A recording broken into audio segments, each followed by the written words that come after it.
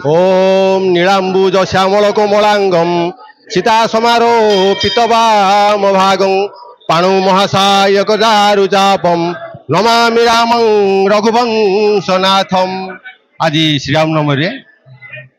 भोर 4टारू आज मंगल आरती होता एवं तापर भोग लगी सकाल धूप लगी पुणी 12टा पर्यंत चलता 12टारे राम को जन्म करागला।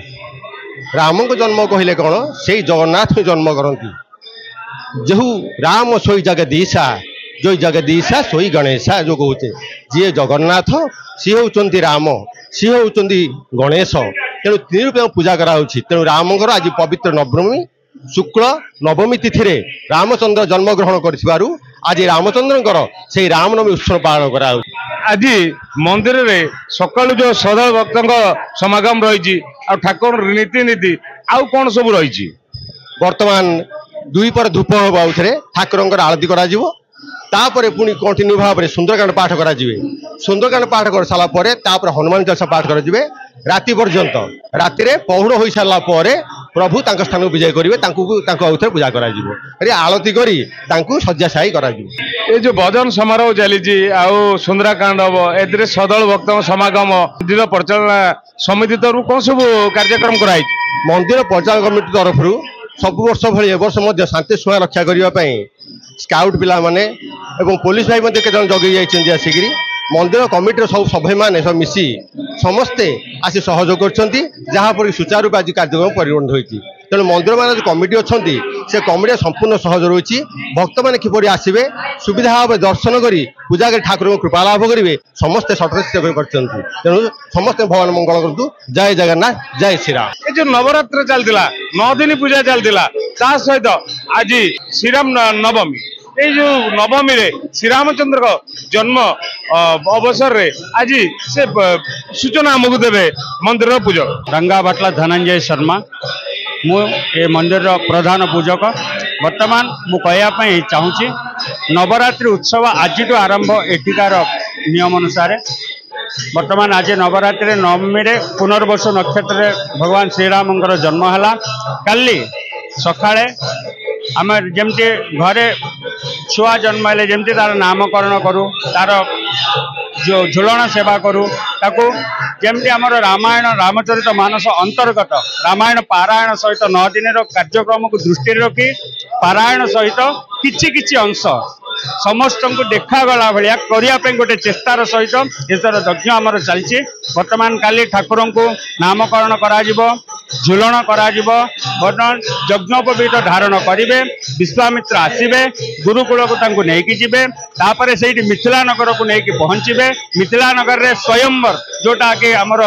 धनुष जोटा अच्छे आम सीता स्वयंवर हम तापर आसंता 8 तारिख दिन मंगलवार राति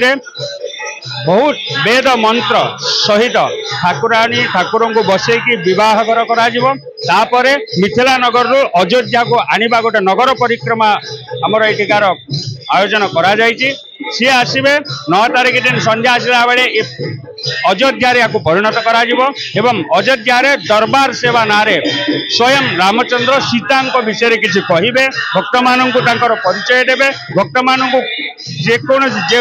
जो भाया अनुग्रह प्रदान करने सीता मान कहे से सब आम वाल्मीकि अंतर्गत से रामायण कथा अनुसार देखू तापर सबुदिन सकाळे नित्य यज्ञ लक्ष्मी गणपति एवं रामंकर रामलिंगेश्वर नाम शिव पूजा अर्चना से शिव प्रतिष्ठा करा सी पूजा करा एवं क्षत्र बालक आमर पुरुषोत्तम जगन्नाथ क्षत्र सी भी स्वयं आविर्भाव होती जगन्नाथ को भी अनेक पुष्पार्चना सब करा 14 तारिख पणा संक्रांति ना आम जमी लोक सब जानते दृष्टि रखी सुंदराकांड किष्किंधा कांड पाठ करा एवं तापर अयोध्या कांड युद्ध कांड होगला